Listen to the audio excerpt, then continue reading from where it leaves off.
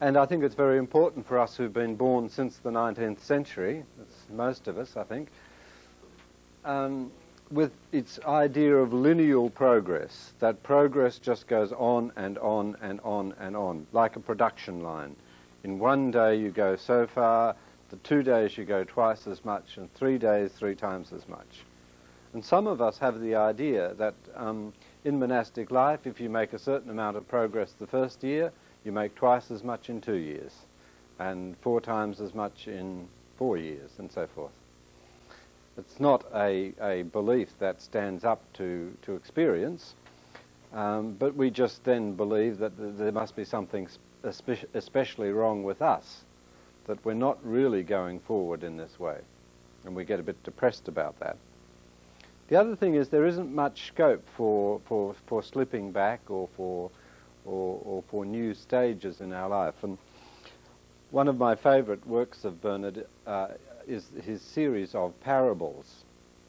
They're all very imaginative and graphic representations of growth in monastic life and in spiritual life. And all of them have this kind of catch in the middle, a kind of glottal stop, in which progress is going on and then suddenly everything comes to a halt and people start to go downhill very quickly. And then they have to start all over again. Not at the same point, but they have to restart the motors, as it were. And it's a very, very important thing that we understand this type of thing, that experience is not always the same. Now, my novice master had a saying, in medio virtus stat. There's no disputing the truth of that, he used to say, being Irish. But he used to talk about the golden mean a lot. The golden mean, the goal of or ideal that we have of life. And this is the theoretical path,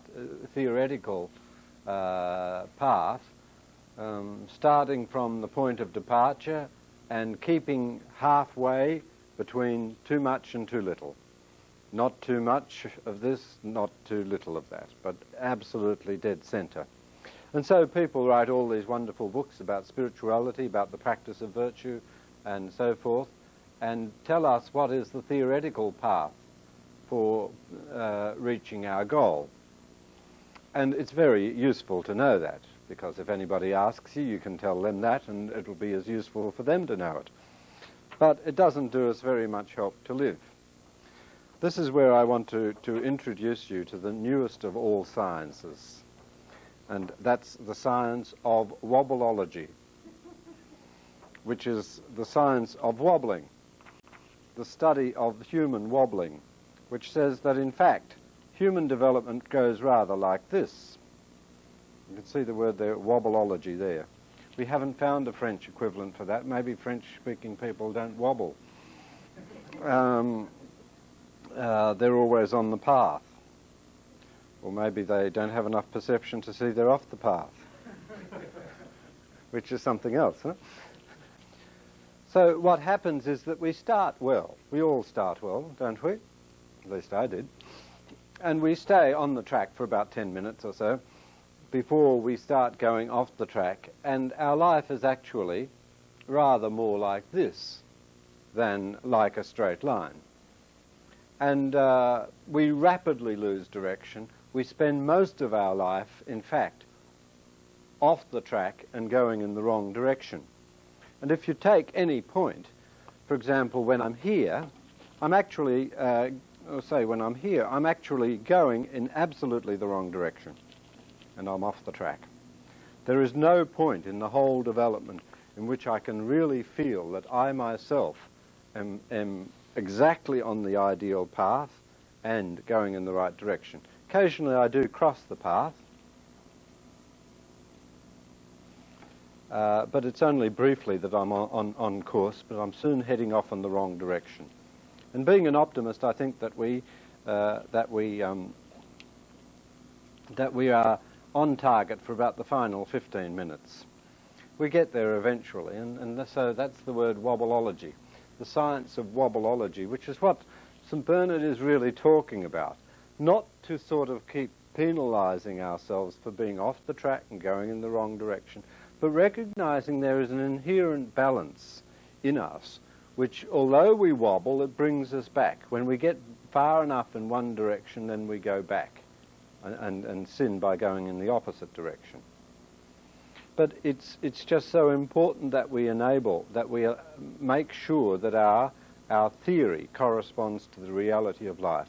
And this kind of theory is useless, in fact, to everybody. It's like somebody said, certain subjects at university, the only value in them is that you learn them and then you go and teach them to somebody else, for whom they're equally useless, except if they happen to get the job of teaching them to somebody else. So they're only useful for teaching. They've got no practical. To sketch out the ideal, yes, dearest brothers and sisters, what is our Cistercian life but this and that and the other thing and so forth? It's fundamentally useless unless it corresponds with reality. And so the thing that Bernard is saying is we must be able to englobe in our personal philosophy of life the fact that we're going to change and that we'll often feel that we are off the course and going in the wrong direction. And what is necessary is rather that we have a more general idea and a more expansive hope in the action of God than in our own righteousness at any one particular place. That means it's very important for us to look at the whole course of our life and not simply to think of it just today or tomorrow or something else like that, but to see our life as a whole. We had a brother who had a most extraordinary mechanics workshop, which was had an accumulation of all sorts of colourful bits of rubbish, including a very nice antique clock that never worked. And if people said, why have you got the clock there? It doesn't work. And he'd say, well, it's right twice a day. And he said, and that's more than some people around this place. Well, we're not right. We're not really in order for long, and to just have this pragmatic reserve about our own optimism because of our own gifts and our own talents, that, all right, we're going to go off the track, we're going to pursue things that are less advisable, we're going to be extremists in one direction or the other.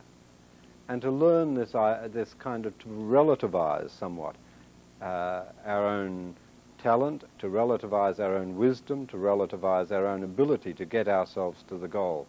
That's one of the important ramifications of humility. And it's that which keeps us really from going too far. Otherwise, we get locked into delusion. And more people are deluded about whether they're on the right track or not, or by being overconfident and so forth, than we could ever believe, I think. So when Bernard is talking about alternation, he's saying just watch the change in your life. Watch the different demands that are called for. Make sure that you don't try and institutionalize one moment of life and say that's all it is, because each moment we have to ride the wave. Each moment we have to correspond with where the water is taking us. So let's just continue our researches, our reading of texts, and I'm on page 5 of Alternation.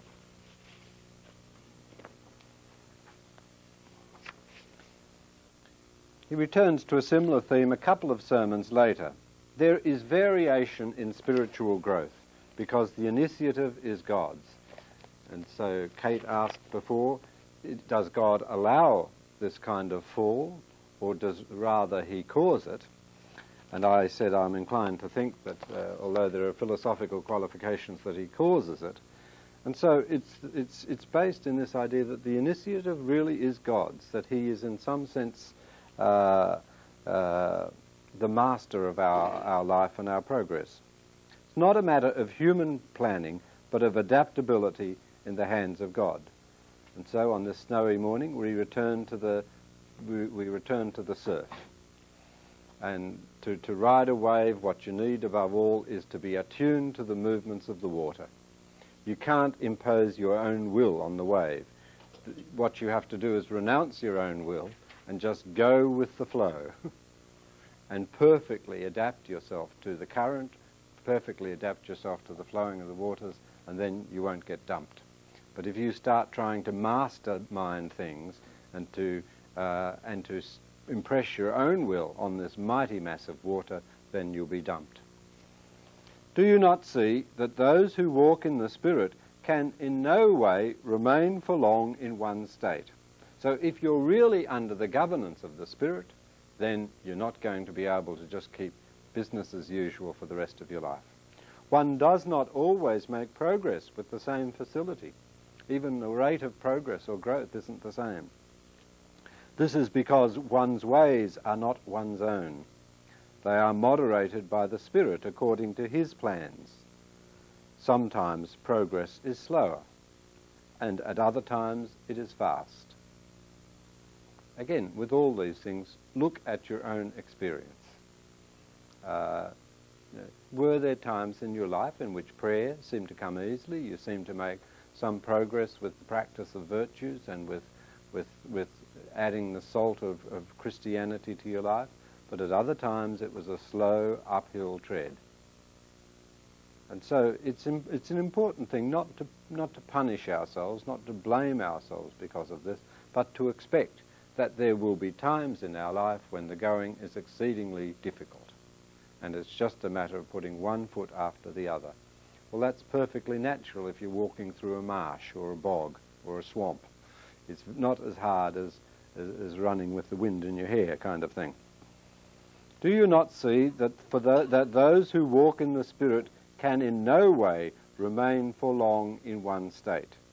One does not always make progress with the same facility. This is because one's ways are not one's own. They are moderated by the Spirit according to His plans. Sometimes progress is slower. Sometimes it's fast. And so Bernard is very sober in his expectations of progress. He knew that monastic life is a marathon and not a sprint.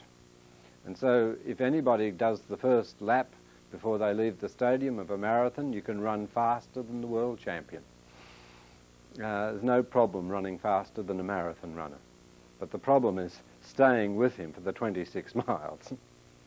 And so marathon runners habitually start very, very slow. You say, oh, God, I could do better than this. What is it, the geriatric Olympics or something? But that's the way it goes. And people often criticize, particularly in their early years, they say, why isn't monastic life more high-powered? Why don't we get driven at a faster rate to make greater progress? Well, the fact of the matter is you've got to keep running for another 70 years or so. And if you run too fast at the beginning, you'll burn yourself out. And so you've got to start running slow. And what we all hope is that you will tear around on that final lap like a bat out of hell, that you'll really burn up the cinders and run very fast at the end. You'll notice the same idea at the Rule of St. Benedict. At the beginning, you expect people to be slobs, and they will be for most of their life. It's only at the end of their life that they start getting a little bit of fervour. Bernard is sober in his expectations of progress, fully aware that great discipline and perseverance is required before the human being is able to give effective consent to grace. He anticipates that one goes forward rather slowly. Rapid progress is perhaps spurious. People who make progress very quickly are either going to die soon or are phonies. It's as simple as that. I do not wish to be at the top immediately. This is how I rationalize my own life. I wish to go forward gradually, very gradually. Just as brashness in a sinner is displeasing to God, so he delights in a sinner's modesty. You will please him more speedily if you keep to your own level and do not seek things which are above you. And in his sermon, diverse sermon number 107 on how to pray to God, it's exactly the same rule that he applies to prayer. Now look to where you are in life and pray from that point. Pray from the truth of your life. If you're just beginning, you won't pray in the same way as if you've been on the road for a long, long time. And elsewhere he says that, I've quoted this before, contemplation is not just simply the fact of living entirely for Christ, but having done so for a long, long time. It's something that gets into the system. It's a bit like the opposite of what we heard in this morning's readings. Your sins have caught up, sins of your past have caught up with you. Well, in this case, it's the good deeds, the goodness of your past is gradually catching up with you and changing the combination. So really to be able to pray in a profound contemplative manner requires great innocence of life over a prolonged period. It's as simple as that. Thus, the order dictated by the nature of things cannot be subverted. Man is not an angel. He must be content with the plodding pace appropriate to his position. The spirit who is wrapped in flesh and who lives on earth tries through his knowledge of material things to arrive at an understanding of the unseen things of God. He makes progress, no doubt about it, but gradually, and as it were, little by little. So the way ahead is a very slow way, but it's a very sure way. It is labour which characterises the first decades of spiritual growth. Notice that word decades. It doesn't mean the first 10 minutes or 20 minutes, but 20 years, more like it. Things start moving into natural gear after about 20 years, I think. Moments of spiritual exaltation are relatively rare. Rara ora et parvum ora, quoting John of Fécamp. All that we experience in this life is a foretaste, an anticipation of what will be ours in the fullness of the life of heaven. And so although the first stages are laborious, still there are breathing spaces. Still there are possibilities of being visited by the Word. And this is one of these texts that he talks about this. Such a vision, however, does not belong to this present life. It is reserved to the last times when it will be possible to say, we know that when he appears we shall be like him because we shall see him as he is. In this age he appears to whom he wills and as he wills, not as he is. So we don't see the Word face to face, as it were. We don't see God in his nature, but we see him as he presents himself to us, as he wills and to whom he wills. It's impossible, even for a wise man or a saint or a prophet, to see him as he is while that man remains in his mortal body. This has always been the case. But once he has been found worthy to assume an immortal body, it will be possible. Therefore, in this life, the Word is seen, but he is seen as he wills, not as he is. Sounds a little bit of an arcane distinction, but what he's saying is that God does visit us, we do catch glimpses of God, but it's not the whole picture, just that which we need to carry us on, to give us energy to take us to the next point. This is also said in Sermon 74, number 2, if I can find it.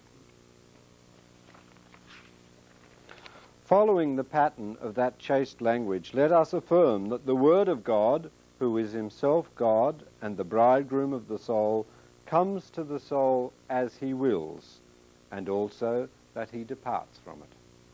So the Word does visit us, the Word does impress himself upon our awareness, on our consciousness, but we have no control of this, and what we see is not infinite, eternal, but it's just one aspect of the Word. In the following sermon, Bernard reiterates that the visitations of God are swift and sudden, increasing both the subsequent separation and the joy of eventual reunion. So we have here the classical presence and absence kind of theme. Somebody like Lisa, would you like to read this text for us, if any of us, the whole lot? If for any of us it is true, as it was for the holy prophet, that it is good for us to be close to God, or to speak more plainly, if any of us is, like Daniel, a man of desires, then let such a one desire to be dissolved, so that he may be with Christ. But let him desire this vehemently. Let him ardently thirst for it, and carefully set himself to working for it. Such a one will receive the word in the time of visitation as a bridegroom. At that hour he will find himself held in the arms of wisdom, and he will experience the sweetness of love being poured into him. And if it is true that you have granted him his heart's desire, it is also true that while he is still a pilgrim in the body, this is partial and temporary. In fact, it is very temporary indeed. For when, in the midst of vigils and prayers and a great shower of tears, the one who is sought suddenly makes himself present, then, suddenly, just as one thought to hold on to him, he slipped away. But then, coming once more to the tearful seeker, he allows himself to be touched, but not clung to, for just as suddenly he again eludes the grasp. And if the devoted soul stands its ground with prayers and tears, then he comes back once more and, this time, does not deny the prayer of its lips. But then he disappears again, and is not seen again, unless he is, once more, sought with strong desiring. Thus it is that while we are in this body, the presence of the bridegroom is a source of ready joy, but the changeableness is a great burden. This is an important text from a number of vantage points. When we were talking about the vocabulary of desire, you might remember some of the terms that we used and some of the synonyms and images, and you find several of them in this passage. Bernard is saying, in effect, it's because of the absence of God that we have a desire for him, and if he were always present, we'd become habituated, and because of that fact, we wouldn't seek him. So Daniel, the man of desires, is one of his favourite expressions. So desire, this vehemently, so it's a strong, passionate thing, desire, obviously felt. Ardently thirst for it. It's a thirsting, and again you get one of the fire words. The word sweetness is down there, which is also used in this. The theme of seeking comes up in the next paragraph. For the one who is sought suddenly makes himself present. The desire results in seeking. Desire also on the next page results in devotion. And you see how Bernard understands desire as emerging from the experience of absence. It's the sort of love which expresses itself when the object of love is not present. Give a more or less technical definition of desire. It's the love that is experienced when the object of love is not present. And so God allows us to experience his absence in order that we may desire him the more. And at the same time, if we become habituated, if God is absent from our life, or we are absent from God, and we have no real desire for God, well, then there's something going fairly wrong with our life. We've become habituated to being in a state of dryness or something like that, in a state of aridity. We've got no interest in changing it. And instead of experiencing how frustrating it is to be at a distance from God, we just give our attention to other things. We sit down, have a cup of coffee and chat and look out the window, and soon we forget about God and things are a little bit better. We escape in one form or another. But the way Bernard is seeing things is that the absence of God should be felt very, very strongly as we desire for the presence of God.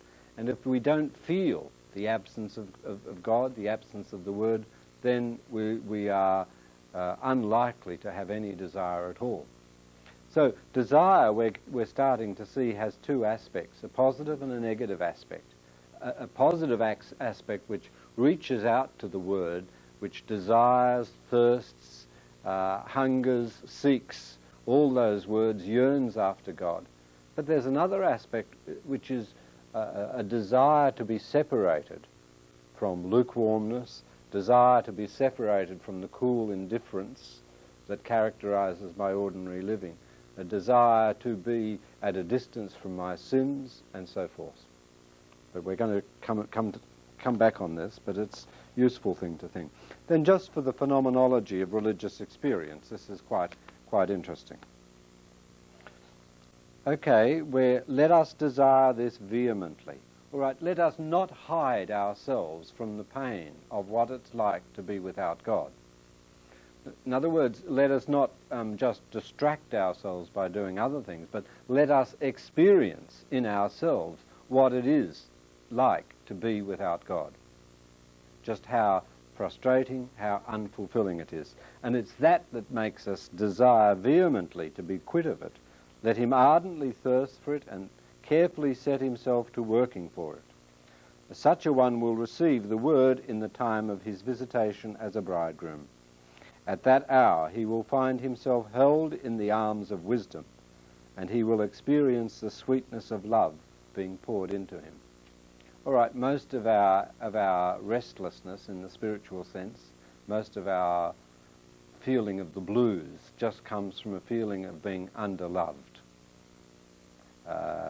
both on a human level and also on a divine level.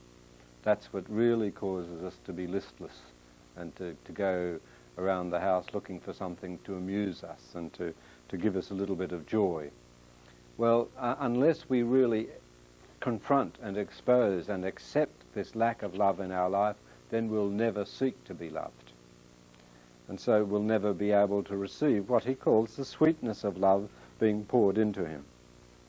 And if it is true that you have granted him his heart's desire, it's also true that even though God comes and gives us love and lets us experience his love, it's also true that while he is still a pilgrim in the body, this is partial and temporary. Don't last long, you just get a little glimmer. In fact, it's very temporary indeed. For when in the midst of vigils and prayers and a great shower of tears, the one who is sought suddenly makes himself present. So the prelude to visitation, you might say, is a very heartfelt experience of just how rotten it is to be without God. Staying up all night, unable to sleep, and praying and grieving the absence of God.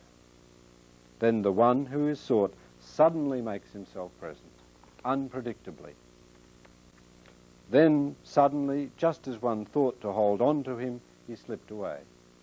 So in other words, spiritual consolation, spiritual visitation happens when we're not really expecting it. We're certainly desiring it, but we can never control it. And as soon as we reach out to say, right, if I could just catch this in my butterfly net, I could look at it forever. I could put it in a cage and take it home and say, there we are, I've got it. But it can never be like that. Because as soon as we try and control it, I might say, as soon as we start become conscious of ourselves as the subject of such a visitation, everything disappears. The one who is sought suddenly makes himself present, then suddenly, just as one thought to hold on to him, he slipped away. And Bernard often uses that text from John's Gospel, Noli me tangere. Do not cling to me, Christ said to Magdalene. Don't hold on to me because you can't institutionalize me. But then again, coming once more to the tearful seeker, he allows himself to be touched, but not clung to. For just as suddenly he again eludes the grasp. And if the devoted soul stands its ground with prayers and tears, then he comes back once more, and this time does not deny the prayer of its lips. But then he disappears again, and is not seen again unless he is once more sought with strong desiring, a strong experience of the absence of God. Desire is that. Desiderium means to be lacking. Affective desire is a strong feeling experience of what it is to be without God. And the fact of the matter is that that's a pretty horrible thing. It's a thing which stamps itself very strongly on our consciousness, that we are without God, and it feels bad. And that's why we desire the opposite. But then he disappears again and is not seen again unless he is once more sought with strong desiring. Thus it is that while we are in this body, the presence of the bridegroom is a source of ready joy, but the changeableness is a great burden. So I think it's very important for us to understand this dynamic, because we have a great difficulty with dealing with negative experience, and especially with accepting ourselves as subjects of negative experience, so that we tend not to take seriously our experience of the absence of God. We are very happy when we've overcome by a sense of love, peace, happiness and joy, and we say, you know, this is good, this is real, this is it. But we don't really take seriously the fact that we may for days or for weeks or for months or for years effectively banish God from our life while we get ourselves involved in studies, in work, in conversation, in politics, in wrangles, in liturgy and all sorts of other things which occupy our attention, but are effectively not allowing us to experience our need for God. And one of the things about monastic life is that it's meant to confront us continually with our need for God. And if it makes us forget that by giving us 150 things to do, then it's a very phony sort of monasticism. Because in general terms, a lot of us seek to escape from this experience of our need for God by doing all sorts of other things. And then we become pleased because I can do them, because I know Ugaritic, because I do this, I do the other thing. All these achievements that I have, they insulate me from the experience of the need for God. And what Bernard is saying here is that we will never have a desire for God and will never be visited by the Word unless first we experience our own neediness. And if we're constantly covering that over by alternate occupations, then we will just progressively drift away from God. And that's why it's important to look at our life over the last 365 and a quarter days. Say, in the last year, what have been my spiritual experiences? Or have I been so busy with the general chapter and lecture tours that I haven't had time to even to seek God, to find God, to miss God, to know God, to desire God? That I've been too busy doing things. And we say, oh, next year it's going to be different. Well, perhaps.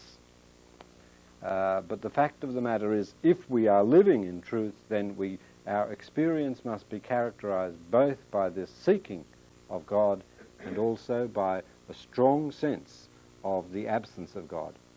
And as we were saying yesterday, and we'll probably say again, that sometimes the only thing that will save us is that God trips us up, so that we make such a mess of our lives that we begin to experience a need for God. Because when we start succeeding in all sorts of things, at least in our own estimation, there is danger that all sense of needing God may disappear. Life may be sufficiently gratifying without God that I don't need to seek him. And so where there's no desire, there's no experience. Where there's no experience, we start to rationalize it and say, well, that's not really what monastic life is all about. It's about something else. I don't know what, but or it's not normal, or experience of God because only neurotic delusion, or something like that. But you don't find God unless you seek him. You don't seek him unless you experience the terror and the dread that comes from perceiving something of what it's like to live without him. So, to cope with such vicissitudo, such changeableness, a great fund of self-knowledge is needed to prevent one becoming inflated with unrealistic expectations. Particularly necessary is the awareness of one's real standing before God.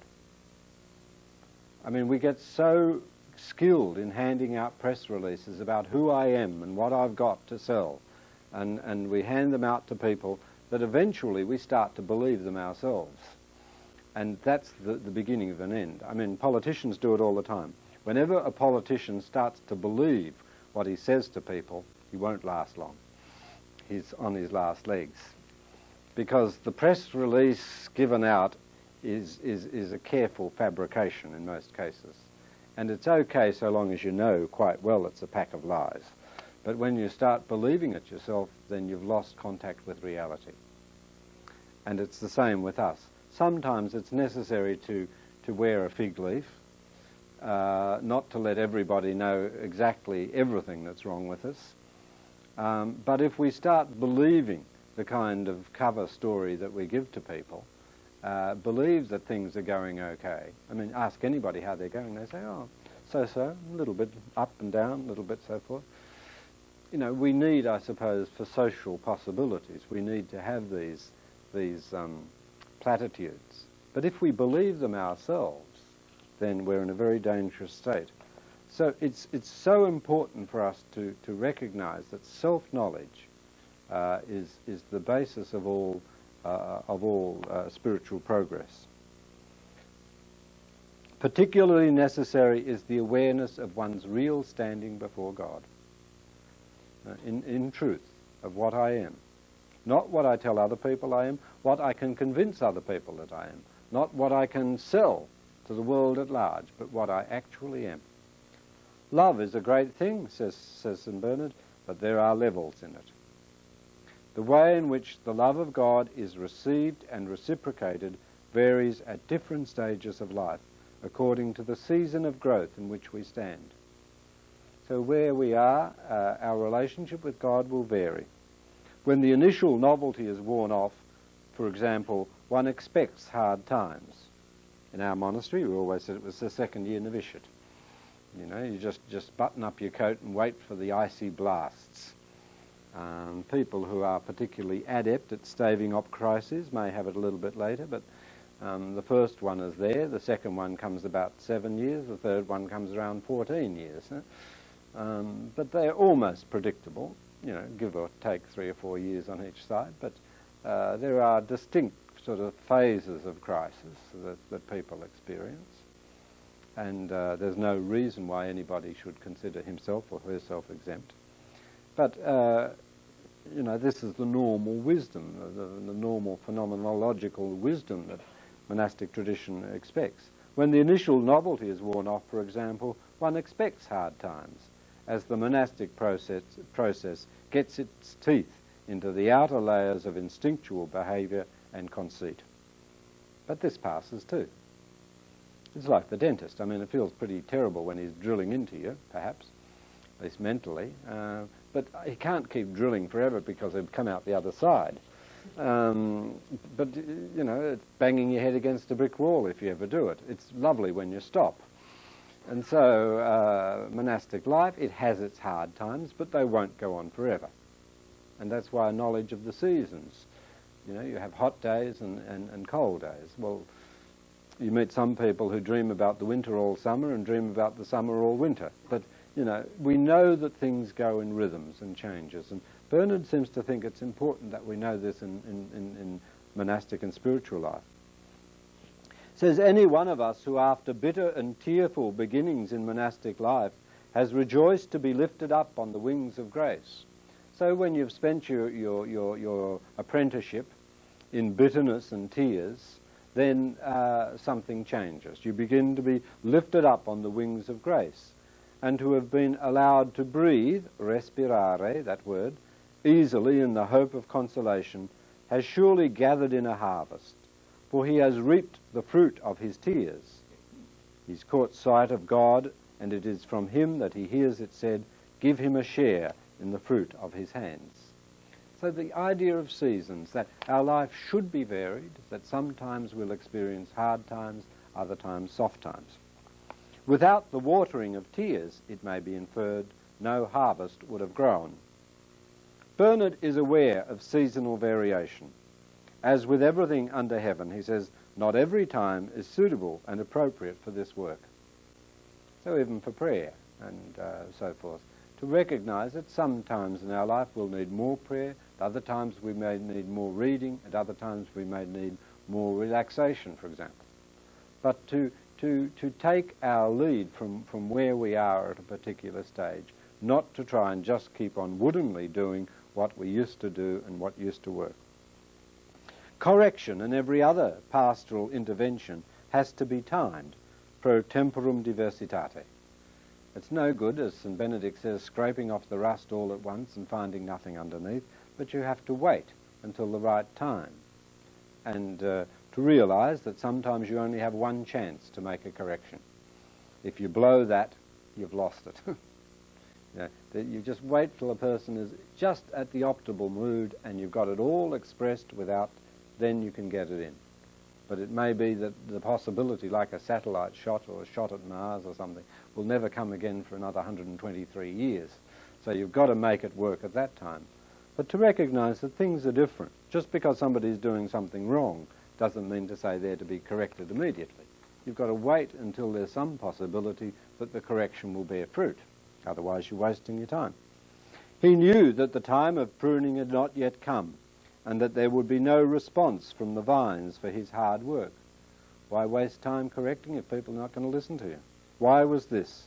Because in the hearts of those without faith it was still winter. The winter squalls of malice still covered the earth and were more likely to wash away the seeds of the word than to nurture their growth, and so bring to nothing the cultivation of the vines. So you be a little bit smart and wait for the right time. Now, if that's so on human level, it's also the same with regard to ourselves. So taking it into a major key, that we know with regard to ourselves, with regard to other human beings, we have to choose our times. And so it is God chooses his times with us. God moderates his inventions to suit the condition of the individual soul. All the varied needs of different stages of growth have their appropriate source in the richness of the divine being. He is the remedy for our wounds, sometimes help in time of trouble. Sometimes he's the source of repair for those who are falling back, and the source of abundance for those who advance. Finally, he is the means by which human beings have or receive whatever is good and appropriate for them. Anybody like to say something about that sermon on the Song of Songs, 86.3? What do you think when you see that, 86.3? Right, he'll be dead soon. Almost the last, he didn't finish the sermon, so almost the last thing that he wrote. You know, and it's very interesting to see how his thoughts are concentrated towards the end, and some of his best thoughts come up in those last sermons. Another way that he says it, it's fitting that the taste of the divine presence vary according to the various desires of the soul. So like that text on Exodus about the manna, which adapted itself to the taste of each, so when God visits us, we experience in him not the totality of his divinity, but what we need to experience to help us keep continuing on the way. It's fitting that the taste of the divine presence vary according to the various desires of the soul. In this way, the infusion of the taste of the heavenly sweetness is adapted one way and another to suit the different longings of the soul which seeks him. But, Bernard continues, there are two main modes of divine intervention, one positive, one negative, one to comfort, the other to challenge. There was a book put out, if I'm not mistaken, by a man called Yinger, or may have been Glock and Yinger, in California, about 1968. The title of the book, which is where that sentence comes out, was To Comfort and to Challenge, the Dilemma of the American Churches. And he said that the big thing, the big problem that faced the churches was how to find a blend of comfort and challenge, which would really assure life. See, the possibility is of having a church of comfort, and you get a large, well-heeled congregation with lots of money and high social status, and you hand out your weekly diet of comfort, and everybody goes away feeling good. but you've got no chance of changing anything. It's just a warm, fuzzy ritual of self-affirmation. On the other hand, you may have a little church that is entirely dedicated to challenging people. And so you hit out at everybody and you challenge them to get rid of their cars and their fur coats and give to the poor and so forth and so forth. And largely you find that the church is empty, and that the challenge falls on empty pews. And what he said, the churches which seem to be fulfilling their function and the best are those that have arrived at a satisfactory combination of challenge and comfort.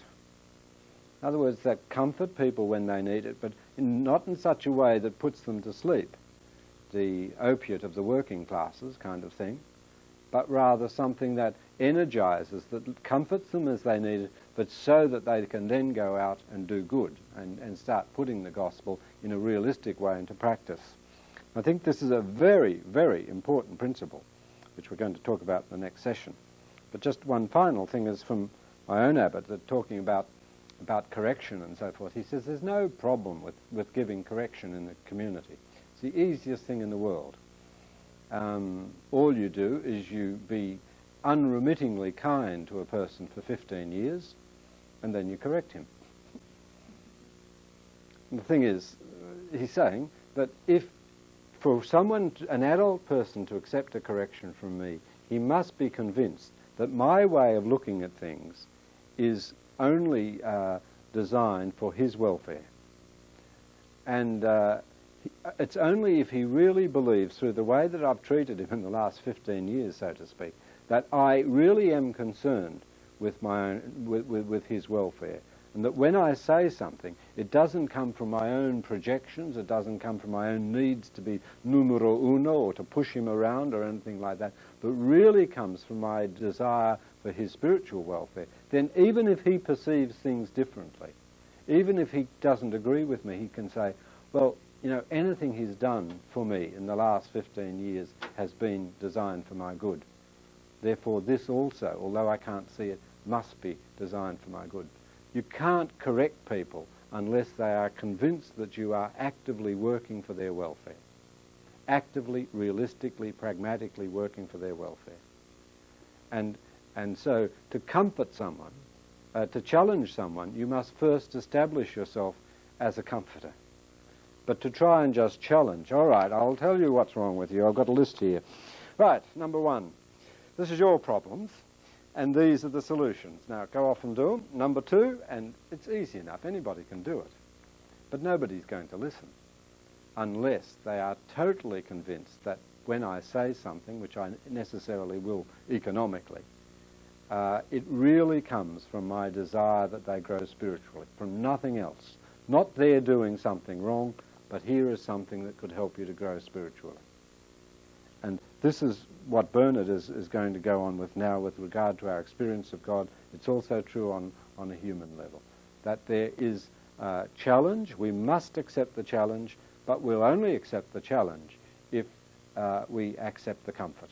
If we've got the comfort, it'll only do us good if we're also prepared to accept the challenge. So we'll go on with that exciting subject in the next session.